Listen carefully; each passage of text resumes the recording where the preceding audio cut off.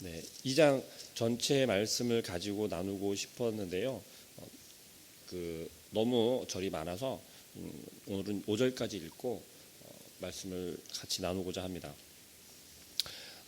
지난 수요일에 제가 갈라디아서를 함께 나누면서 어떻게 했죠? 주님께서 이 땅에 오셔서 죽으시고 부활하신 다음에 승천하시기 전에 우리에게 약속하신 성령님을 보내주시겠다라고 약속하셨다라고 그랬어요. 그리고 그 제자들이 오순절에 마가의 다락방에 모여서 그 성령님을 기다리면서 제자들이 한 행동들은 12명의 제자들 가운데 배반한 한 명, 가룟 유다의 자리를 다시 채우고 그 채우기를 위하여서 무엇을 하였냐면 기도하기를 먼저 힘썼다라고 제가 함께 나눴습니다. 그런데 이 제자들이 기도하면서 한 자리, 비어있는 그 한 자리를 채운 이유는 뭐였냐면요. 성령님을 받기 전에, 성령님이 오시기 전에 우리가 준비되어야 한다라고 생각했기 때문에 그래요. 성령님이 오시기 전에 우리가 무엇을 준비하여야 하냐면 예수님께서 12명을 세우신 그 목적과 또는 그 의미를 지켜야 하겠다라고 알았기 때문에 그래요. 다시 말하면 제자들은 12명이 되어야 한다는 게 그냥 예수님께서 심심풀이로 이렇게 세우신 게 아니라 중요한 의미를 가지고 있다라는 것. 다시 말하면 예수님의 제자들은 12명이 되어야 하는 게 중요하다라는 걸 이들이 알았기 때문에 그랬다는 거죠. 특별히 베드로가 앞에 나서서 솔선수범하여서 그렇게 행동한 것을 우리는 알고 있습니다. 그 제자들이 기다렸던 드디어 성령님께서 오셨어요. 오순절에 예수님께서 약속하신 그 성령님께서 그들에게 임하였다라는 거죠. 오순절에 임한 마가의 다락방에 임한 그 성령님께서 여러분들과도 함께 하십니까? 우리는 예수 그리스도를 믿으면서 예수 그리스도를 우리의 주로 하나님의 독생자 아들로 믿으면서 나의 구세주로 고백하면서 이미 우리 마음속에도 성령님께서는 임하셨다라는 거죠. 그러한 확신을 가지고 살아가길 소망합니다. 오늘 말씀에 보니까 오순절 날이 이름에 그들이 다 같이 한 곳에 모였더라라고 그랬어요. 우리가 알고 있는 바와 같이 예수님의 12명의 제자와 또 예수님을 따르던 수많은 제자들, 특히 120명이 그 자리에 함께 모였었다라고 우리는 성경을 통해서 알 수 있습니다. 그 성령님께서 오실 때, 그 성령님께서 드디어 오셨는데요. 성령님이 오시면서 어떻게 임하였는지를 오늘 본문에서는 잘 설명하고 있어요. 2절 말씀해 보니까 호련히 하늘로부터래요. 자, 호련히다라고 하는 표현이 어떤 의미를 가지고 있을까요? 이미 징조를 보이면서 자 이제 내가 성령님이 오기 시작한다. 하늘이 막 흔들리면서 구름이 어떻게 모이거나 갈라지거나 빛이 갑자기 찬란하게 비치거나 그러한 징표를 보인 게 아니고요. 호련히래요. 다시 말하면 우리에게 성령님이 임하시는 건 우리가 신앙생활을 열심히 잘하고 내가 믿음 생활을 잘해서 내 믿음이 점점 단단하게 쌓여가서 이만큼 되었더니 이제 성령님께서 비로소 나에게 오시는구나가 아니란 말이죠. 어제 교회에 등록한 사람이 오늘 저 사람 이상해. 꼭 성령을 받은 것 같아. 가능할까요? 불가능할까요? 가능하다라는 말입니다. 어려서부터 지금까지 신앙생활을 열심히 해왔는데 이상해요. 전혀 변화된 모습이 보이질 않아요. 성령님께서 임하신 걸까요? 그렇지 않은 걸까요? 성령님께서 우리에게 오시는 건요. 예수님께서 우리 마음 가운데 거하시는 건요. 뭐예요? 호련히 하늘로부터 임하는 것과 같이 우리의 신앙생활이 길다고 해서 하나님께서 우리 안에 더 크게 역사하시는 것이 아니라 성령님께서 우리 안에 정말 내 안방처럼 자리하시는 것이 아니라 이제 신앙생활한 지 겨우 한 달, 1년 된 사람이 뭘 알겠냐라고 우리의 눈에 보기에는 그럴 수 있지만 하나님께서는 그렇지 않다라는 겁니다. 성령님께서 임하시는 건 바로 오늘 본문에서 이야기를 한 것처럼 호련히 임한다라는 겁니다. 그리고 이어서 또 뭐라고 이야기합니까? 급하고 강한 바람 같은 소리가 있어 그들이 앉은 온 집에 가득하며 다라고 이야기를 합니다. 바람은 어떤가요? 우리 눈에 보이나요? 보이진 않지만 우리가 알 수 있잖아요. 느낄 수 있잖아요. 히브리 원어로 이야기를 하면 바람이 성령을 의미한대요. 영을 의미한대요. 가지고 있는 의미가, 바람이라고 하는 단어가 가지고 있는 의미가 바람, 영, 성령. 네. 우리가 성령 받았다라고 하는 것을 그 받은 사람의 변한 모습을 통해서 우리가 알 수 있잖아요. 아, 저 사람은 성령 충만한가 봐. 우리가 그렇게 흔히들 고백하잖아요. 자, 한번 생각해 보시죠. 우리가 우리 입으로 바라보면서 스스로 성령 충만한가 보다 성령 충만하구나라고 이야기를 하는 그 성령님께서 우리가 지금 이야기하고 있는 이 성령님이 맞습니까? 잘 생각해 보아야 할 것 같아요. 열심히 헌신하고 봉사한다라고 해서 그냥 그 모습을 향하여서 우리가 칭찬하는 말로 성령 충만하다라고 이야기를 해주는 건지, 아니면 정말 그 모습 속에서 예수 그리스도의 함께 하심이 보이기 때문에 성령 충만하다라고 이야기를 해주는지. 우리는요, 칭찬으로 정말 교회에서 헌신 봉사하고 정말 하나님 앞에서 하는 것처럼 예수님이 하시는 것처럼 보이기에 말할 수도 있어요. 그런데 그렇지 않은 모습을 그렇게 이야기를 하면 교만해질 수 있다는 거죠. 오히려 그 사람의 믿음 생활을, 신앙 생활을 깎아내릴 수 있어요. 그건 죽이는 말이나 마찬가지라는 거죠. 그렇다면 우리가 성령 충만하다라고 하는 말 어떻게 해야 될까요? 조심해야겠죠. 신중하게 사용해야겠죠. 왜요? 나부터가 그러니까요. 내가 그러한 사람이 되어야 하니까요. 내가 그러한 사람이 되었을 때야 비로소 어떻게 해요? 네, 그러한 것들이 눈에 보이기 시작한다는 겁니다. 그렇지 않으면 내 눈에는 허물만 보이게 되는 거죠. 내 안에서 성령님이 동일하게 역사하고 충만하다면 네, 그렇지만 내 안에 성령이 충만하지 않는데 불구하고 우리 눈에 보이는 건 뭐예요? 시기하는 마음이고 질투하는 마음이라는 거죠. 혹된 말로 그렇게 생각한다는 거죠. 직간 것이 얼마나 잘났다고? 그러한 마음들이 우리 마음속에서는 깔려 있다는 겁니다. 그래서 이간질하기도 하고 뒤에 가서 안 좋은 소리를 하기도 하고. 하지만 성령 충만하다면, 나부터가 성령 충만하다면, 내 안에서 성령님께서 충만해서 예수 그리스도가 나로 하여금 살아간다면 어떻게 해요? 온전한 마음으로 그를 칭찬해주고 높여줄 수 있다는 겁니다. 내가 변하는 건 어떻게 알 수 있다고요? 내 스스로 아는 건 나의 예전의 모습과 지금의 변한 모습을 내가 볼 수 있다면 그건 알 수 있다는 거죠. 우리가 어떻게 성령 충만한, 내 안에 성령님께서 오셨다라는 것을 우리가 증명해 줄 수 있는 건 없어요. 어떻게 증명하시겠어요? 내 안에 성령님이 오셨어. 이러한 모습이야. 내 안에 오신 성령님께서는 이렇게 아름다운 모습이고 머리는 이렇게 쪽으로 올렸고, 그렇게 설명할 수 있을까요? 아니요. 어떻게 할 수 있습니까? 네. 우리가 예수 그리스도를 온전히 고백함으로, 내 안에 예수님 오셔서 나와 함께 거해 주세요. 내 삶에 온전히 주인 돼 주시고 나의 옛사람은 버려주시고 오직 예수 그리스도로 새롭게 변화시켜 달라고 하는 그러한 끊임없는 고백과 고백 속에 하나님을 의지하고 예수 그리스도만 의지하는 그러한 우리의 고백 속에서 우리가 변할 수 있다는 겁니다. 그럴 때 성령님께서 우리 안에 오신다는 거예요. 그리고 나서 3절에 이렇게 이야기합니다. 마치 불의 혀처럼 갈라지는 것들이 그에게 보여 각 사람 위에 하나씩 임하여 있더니.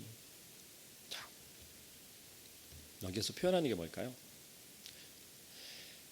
3절 말씀에서 이야기를 하고 싶은 건요, 바로 이거예요. 성령님께서 나에게 임하셨을 때 그 성령님은 나에게 임하셨고 너에게도 임하셨고 그 옆에 주위에 함께한 모든 사람, 각 사람 한 사람 한 사람에게 임하셨다라는 거예요.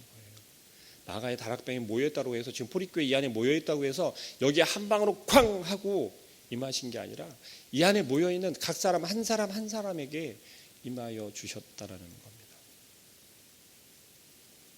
각 사람에게 임한 성령님께서 동일하게 역사하시겠죠. 동일하게 사역을 하시겠죠. 동일하게 충만하게 임하시겠죠. 그리고 일하실 거란 말이죠. 그러나 어떨까요? 하나님께서 우리에게 믿음으로 은혜로 허락하신 그 믿음의 분량대로, 믿음의 분량이라고 하는 게 제가 한번 설명을 드린 것 같은데요, 크고 작음을 이야기를 하는 게 아니다고 그랬습니다. 하나님께서 우리에게 주신 각 사람마다의 믿음의 분량이라고 하는 것은요, 각 사람에게 하나님께서 원하시는 믿음의 행동과 또 믿음의 사역들이 있다라는 겁니다. 어떤 사람은 노래를 잘하고요, 어떤 사람은 악기를 잘 다룹니다. 어떤 사람은요, 사람 사귀기를 정말 잘해요. 어떤 사람은요, 청소를 잘하는가 하면 꾸미기를 잘하는 사람이 있습니다. 각 사람에게 각 사람이 가지고 있는 그 은사마다 그 크기는 어떻게 해요? 사람 보기에는 다 다를 수 있다라는 거예요. 하나님께서 성경에서 이야기를 하고 있는 믿음의 분량이라고 하는 것은요, 크고 작음을 이야기를 하는 것이 아니라는 거예요. 그런데 우리는 그것을 너의 믿음은 크고 너의 믿음은 작고라고 그렇게 이야기들을 합니다. 하나님께서 우리에게 부어주신 건 동일하게 부어주셨어요. 그러나 각 사람에게 그 사람이 가지고 있는 가장 잘할 수 있는 것, 그 사람이 가장 잘할 수 있는 것으로 사용하시길 원한다는 겁니다. 그게 믿음의 분량이에요. 그런데 다른 사람이 하는 게 더 커 보이잖아요. 더 좋아 보이고요. 그것을 우리가 시기하면서 생긴 마음이 네 믿음은 크고 내 믿음은 작고 라고 이야기를 하게 되는 거라는 겁니다. 성령님께서 이 땅에 성령님께서 우리에게 오시면서 하늘에서 급하고 호연히 급하게 임하였고 또 온 집안에 각 사람에게 가득하였습니다. 그리고 오늘 본문 말씀에서처럼 어떻게 해요? 불의 혀처럼 갈라지는 것들이 각 사람에게 임하였다는 거예요. 여러분들 불 혹시 산불 난 거 보셨어요? 전 산불 난 걸 바로 눈앞에서 봤거든요. 제가 일하던 옆에 동산에서 불이 붙었는데 자주 불이 났어요. 옆에 이제 그 기계공고가 있었는데 그 녀석들이 가끔 올라와서 이제 쉬다 가면서 그 흔적들로 인해서 불이 빈번하게 있었는데 한 번은 걷잡을 수 없이 이렇게 커졌어요. 산불이 나면 우리가 표현할 때 화마라고 하잖아요. 화마라고 합니다. 왜 화마라고 하나요? 그만큼 크고 무섭기 때문에 그렇습니다. 실제로 옆에서 보면요, 정말 무섭습니다.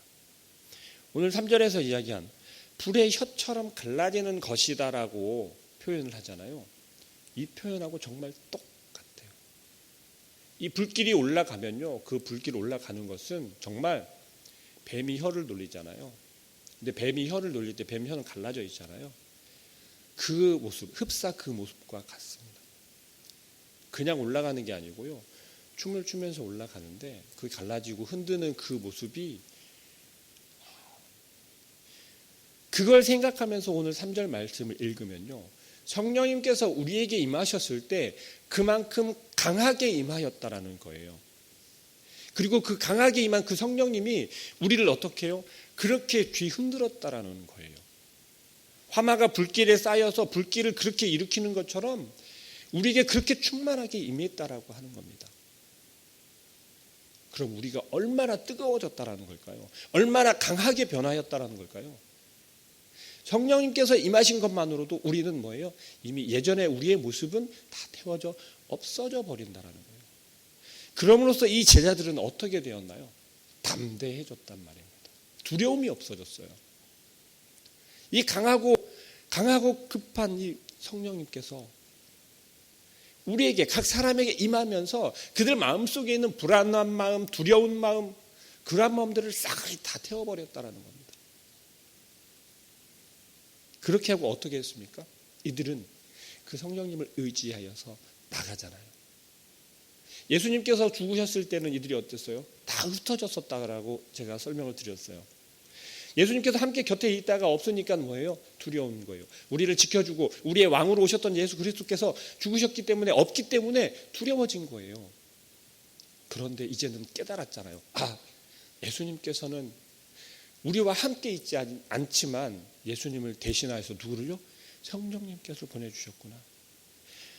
이렇게 강하게 온 성령님을 이들이 체험하지 못했다면 모르겠어요. 또 예수님이 죽으셨을 때처럼 두려움에 떨려서 숨어 지냈거나 아니면 도망 다녔거나. 하지만 이제는 달라졌잖아요. 뭐예요?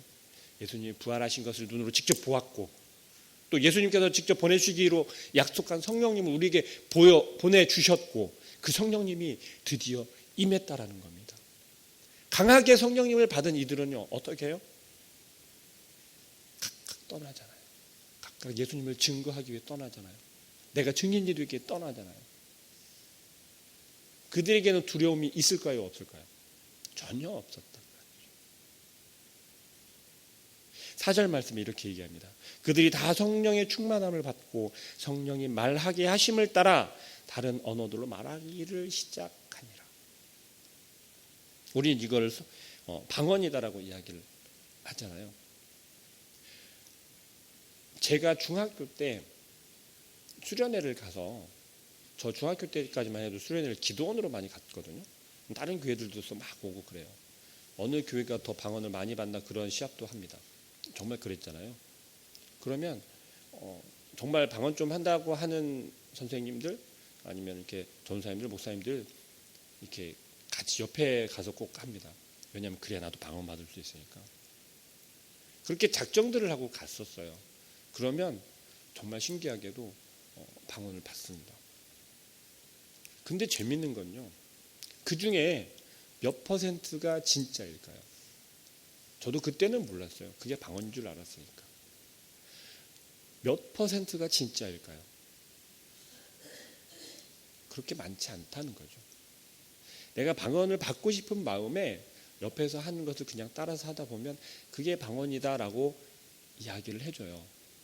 그렇게 하다 보면 이제 정말 방언을 받게 된다라고 이야기를 해요. 그러면 그 방언을 진짜 받기 위해서 열심히 따라서 합니다. 어떻게 하죠? 뭐 다다다다 하기도 하고 야야야 하기도 하고 막 그렇습니다. 그런데 진짜 방언하는 사람을 딱 만나니까 어떻게 돼요? 세상에 듣도 보도 보단 외국어로 합니다. 외계어로 해요. 저는 제가 방언을 받았을 때 이상한 말로 하는 걸 저는 내가 잘못됐다라고 생각을 했었어요. 그런데 나중에 지나고 보니까 그게 맞구나라는 것을 알겠더라고요. 왜냐하면 이렇게 설명하고 있잖아요. 각 나라 다른 언어로 말하기를 시작하니라라고 했어요. 우리는 방언 받는 것을 갖다가 우리의 신앙생활의 어떤 척도로 여겼었습니다. 방언을 받았으면 믿음이 좋고 방언 못 받았으면 넌 아직 믿음이 약하고, 그러한 기준이 되었었어요. 그러한 시절이었었잖아요. 그때는. 근데 지금은 어떻습니까?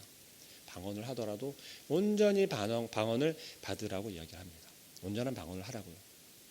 어떤 분들은 그렇게도 이야기를 합니다. 진짜 방언을 받았다면 그걸 통변할 수도 있어야 한다라고 해요. 다시 말하면 내가 하는 방언을 알아들을 수 있어야 한다라는 거예요. 무슨 말 하는지를 알아들을 수 있어야 한다라고도 이야기를 합니다.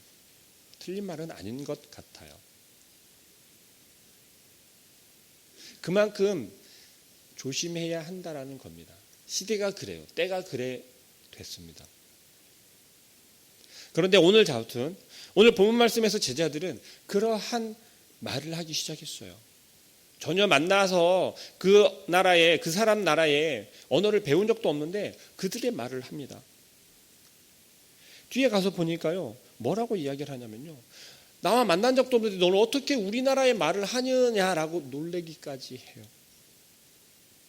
모여있는 사람들을 보니까 희한해요. 각 나라에서, 주변에 각 나라의 사람들이 나와 있는데 그들을 향해서 이들이 나아가서 담대하게 나아가서 그들에게 선포하는데요, 그 사람들과 직접 이야기를 하기 시작하는 거예요. 놀라운 일 아닙니까? 전 언어를 외국어를 잘 하고 싶어요. 잘 못하거든요. 어렵더라고요. 아직 포기하지는 않았습니다. 다른 나라 말을, 영어를, 일본어를, 중국어를 막 잘하고 싶잖아요. 우리 목사님 살짝 조금 부럽긴 합니다. 중국어를 잘하시잖아요. 그런데 그만큼 이들은 뭐예요? 이제 자유로워졌다라는 거예요.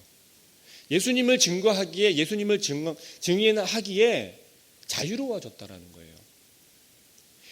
성령 충만하면 이러한 역사가 일어난다라는 겁니다. 우리는요, 어떻게 우리 마음속에 소원하거나 바라는 것들은 있어요.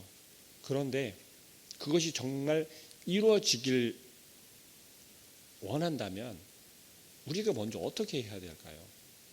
우리가 먼저 변해야 되는 건 무엇일까요? 성경은 끊임없이 이야기합니다. 뭐라고 이야기하냐면요, 오직 예수 그리스도의 이름으로, 오직 아버지 하나님의 능력으로라고 이야기를 해요. 근데 우리는요, 정말 예수 그리스도의 이름으로 살아가십니까? 아버지 하나님의 그 능력으로 살아가시나요? 오늘도 끊임없이 아침 새벽부터 일어나서 출근을 해서 가정에서, 직장에서, 학교에서 살아가는 건 열심히 내 육신을 가지고 내가 살아간단 말입니다. 그렇게 고백을 한단 말이에요. 온전히 예수 그리스도의 이름으로. 오늘 본문에서 이야기를 하는 것처럼 예수 그리스도께서 약속하신 그 약속을 우리가 믿고 의지하면 성령님을 우리 안에 부어주신다는 거예요. 충만하게 해주신다는 거예요. 성령 충만한 삶을 살아간다는 것. 오늘 하루의 삶을 우리가 성령 충만한 삶을 산다라고 하는 것은 예수 그리스도와 우리가 오늘 하루를 충만히 살아간다는 것입니다. 어떤 능력으로요? 하나님의 능력으로. 내가 아직까지는 젊으니까 힘이 있어, 내 힘으로 살아가는 거야. 그게 아니고요. 나는 정말 지금 나이를 먹었으니까 너무 힘들어, 몸에 힘이 없어. 그게 아니고요. 하나님께서 우리를 하루하루를 살아가게 하시는 그 능력으로 살아간다는 겁니다. 아멘이십니까? 오늘 하루도 성령 충만한 삶을, 다시 말하면 예수 그리스도가 나와 함께 하시고 하나님 주시는 그 능력으로 오늘 하루도 살아가길 소원합니다. 기도하겠습니다. 사랑하는 하나님, 하나님께서 우리를 얼마나 사랑하시는지를 우리가 알게 하여 주시옵소서. 예수님께서 우리와 함께 하시면 우리가 두려울 것이 없지만 예수님께서 나와 함께 하지 않는다라고 여기는 순간 우리는 무서워 떱니다. 도망다닙니다. 숨습니다. 그러나 아버지 하나님께서는 그러한 우리들의 연약함을 아시고 성령님을 보내주시어서 늘 우리와 함께 하겠노라고 약속하여 주시고 우리에게 충만하게 하여 주신 아버지 하나님의 그 은혜를 너무나도 감사합니다. 오늘 하루를 살아가는 삶 속에서 예수 그리스도께서 우리와 함께 하시고 우리의 성령 충만함으로 채워주시어서 우리가 오늘 하루를 살아갈 때 하나님의 그 능력을 의지하며 살아갈 수 있도록 주님께서 함께하여 주시옵소서. 예수 그리스도의 이름으로 기도합니다. 아멘. 주기도문으로 예배를 마치겠습니다.